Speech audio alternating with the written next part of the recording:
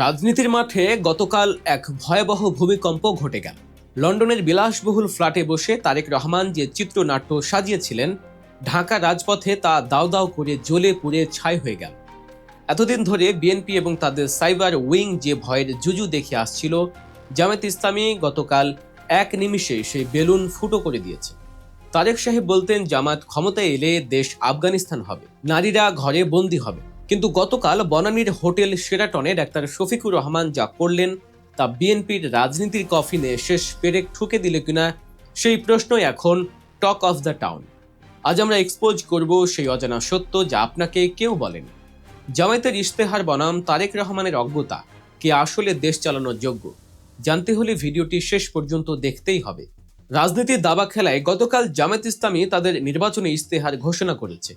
জানলে অবাক হবেন, এটি কোনো গতানুগতিক ইশতেহার নয়, এটি কোনো রাজনৈতিক দলের সাধারণ বুলি নয়, বরং 200 জন এক্সপার্ট, যাদের মধ্যে ছিলেন অর্থনীতিবিদ, শিক্ষাবিদ, আইটি বিশেষজ্ঞ এবং ডিফেন্স অ্যানালিস্ট, তাদের দিন রাতের গবেষণার ফসল।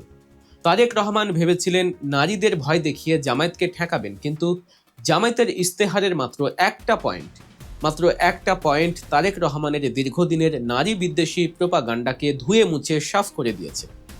কি সেই পয়েন্টটি হলো, মেয়েরা এইচএসসি বা দ্বাদশ শ্রেণী পর্যন্ত সম্পূর্ণ বিনা পয়সায় পড়াশোনা করতে পারবে। তারেক সাহেব তিনি বলেছিলেন জামায়াত নারীদের পড়াশোনা বন্ধ করে দেবে, আর জামায়াত ঘোষণা দিল শুধু পড়াশোনা করতে দেবে না, সরকার তাদের পড়ার খরচও বহন করবে। এর মানে কি হলো? এর মানে হলো গ্রামের যে বাবা টাকার অভাবে মেয়েকে বিয়ে দিয়ে দিতে চাইতেন, তিনি এখন মেয়েকে কলেজ পর্যন্ত পড়াবেন, কারণ খরচ তো সরকারের। এই একটি সিদ্ধান্ত বাংলাদেশে নারী শিক্ষায় যে বিপ্লব ঘটাবে, তা গত 50 বছরে কোনো সরকার ভাবতেও পারেনি। জামায়াতের এই ইশতেহার প্রমাণ করে দিল নারীদের জন্য এই মুহূর্তে বাংলাদেশের সবচেয়ে সেফ এবং কল্যাণকর দলটির নাম জামায়াত ইসলামী। তারেক রহমানের থিওরি অনুযায়ী নারীদের বোরকা পরিয়ে ঘরে বন্দি রাখার কথা ছিল, অথচ জামায়াত বলছে নারীরা উচ্চশিক্ষায় শিক্ষিত হয়ে রাষ্ট্র পরিচালনায় অংশ নেবে। ইশতেহার ঘোষণার জন্য জামায়াত কোনো সাধারণ জায়গা বেছে নেয়নি। বনানীর 5 স্টার হোটেল শেরাটনে বসে তারা বিশ্বকে বার্তা দিল। সেখানে উপস্থিত ছিলেন আমেরিকা, ইউরোপ, চীন সহ বিভিন্ন দেশের প্রভাবশালী কূটনীতিকরা। তারা সবাই দেখতে এসেছিলেন জামায়াত আসলে কি অফার করছে। বিএনপি যেমন দলীয় অফিসে বসে কপি পেস্ট ইশতেহার লেখে, জামায়াত তা করেনি। ডাক্তার শফিকুর রহমান যখন মঞ্চে দাঁড়িয়ে 26টি অগ্রাধিকার ঘোষণা করছিলেন, তখন মনে হচ্ছিল কোনো সনাতন রাজনীতিবিদ নন, বরং একজন ভিশনারি রাষ্ট্রনায়ক কথা বলছেন। ইশতেহারের নামও দেয়া হয়েছে একটি নিরাপদ এবং মানবিক বাংলাদেশ। শব্দগুলোর দিকে খেয়াল করুন। জামায়াত এখানে ইনক্লুসিভ পলিটিক্স বা সবার জন্য রাজনীতি করার এক অনন্য নজির স্থাপন করেছে। তারা শুধু মুসলমানদের দল হতে চায় না, তারা সবার দল হতে চায়। কদিন আগেই দেখেছেন কি নোংরা খেলাটাই না খেললো বিএনপি। জামায়াতের টুইটার হ্যাক করে চাকরিজীবী নারীদের নিয়ে কুরুচিপূর্ণ পোস্ট দেয়া হলো। উদ্দেশ্য ছিল দেশের কোটি কোটি কর্মজীবী নারীকে জামায়াতের বিরুদ্ধে খেপিয়ে তোলা। তারেক রহমানের সাইবার উইং ভেবেছিল ধর্ম ব্যবসাকে হাতিয়ার হিসেবে ব্যবহার করে জামায়াতকে নারী বিদ্বেষী সাজাবে, কিন্তু গতকালকের ইশতেহার সেই হ্যাকারদের গালে সপাটে চর বসিয়ে দিয়েছে। জামায়াত ইশতেহারে স্পষ্ট করে বলেছে, 1. নিরাপদ এবং মর্যাদাপূর্ণ রাষ্ট্র যেখানে নারীরা মাথা উঁচু করে চলবে। 2. ওমেন্স পার্টিসিপেশন বা রাষ্ট্র পরিচালনায় নারীদের অংশীদারিত্ব। এবং 3. নিরাপদ কাজের পরিবেশ, যাতে কর্মক্ষেত্রে নারীরা কোনো হ্যারাসমেন্টের শিকার না হয়। দর্শক, আমাদের বিশ্লেষণ যদি আপনার ভালো লেগে থাকে এবং রাজনীতির ভেতরের খবর এভাবে পেতে চান, তবে এখনই চ্যানেলটি সাবস্ক্রাইব করে রাখুন। এবার আসি ইশতেহারের আরও গভীরে। জামায়াতের ইশতেহারের 1 নম্বর পয়েন্ট, জাতীয় স্বার্থে আপোষহীন বাংলাদেশ। এখানে কার কথা বলা হচ্ছে তা বুঝতে বাকি। জাতীয় স্বার্থে আপোষহীন বাংলাদেশ, এখানে কার কথা বলা হচ্ছে তা বুঝতে বাকি নেই। ভারতের নাম না নিলেও ইঙ্গিত একদম পরিষ্কার। ফেলানি হত্যা, অসম পানি চুক্তি বা সীমান্ত আগ্রাসন।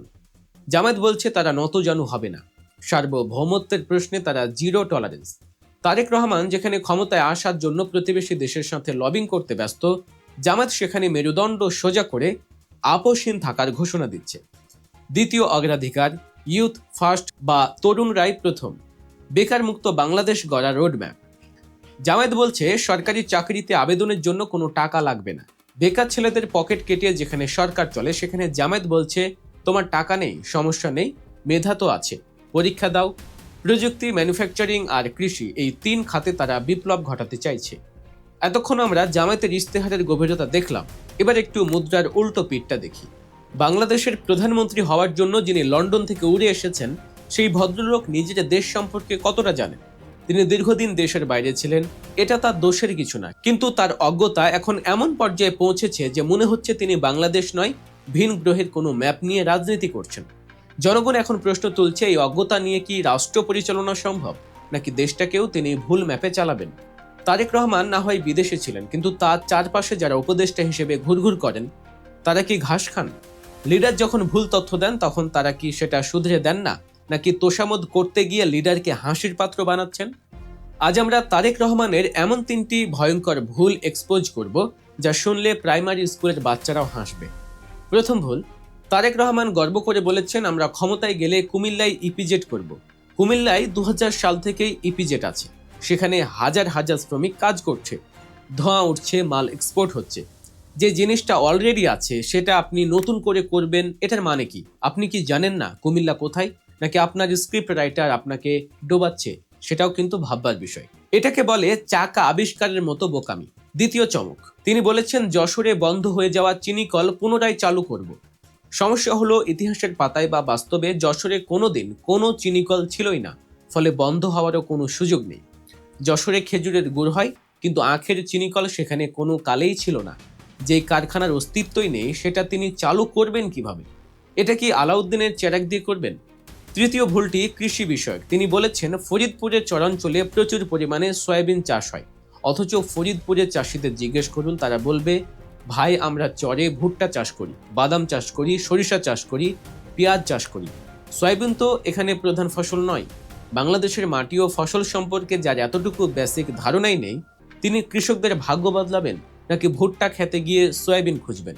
এই কারণেই অভিজ্ঞ কলামিস্ট এবং একসময়ের বিএনপির শুভাকাঙ্ক্ষী জনাব মাহমুদুর রহমান যথার্থই বলেছিলেন।